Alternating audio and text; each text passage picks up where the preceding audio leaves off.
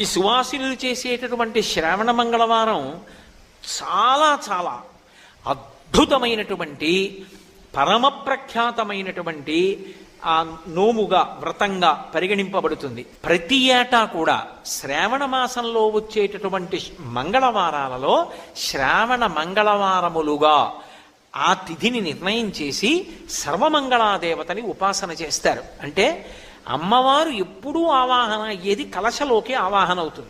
అథవా గౌరీదేవి ప్రతిమ ఇంట్లో లేని ఏ ఇల్లు ఉండదు.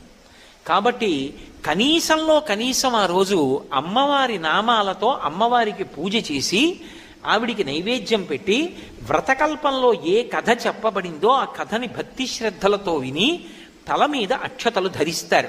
అటువంటి సర్వమంగళాదేవతని ఉపాసన చేస్తే ఏమవుతుంది అంటే ఆడది తన భర్త యొక్క జీవితాన్ని కాపాడుకుంటుంది.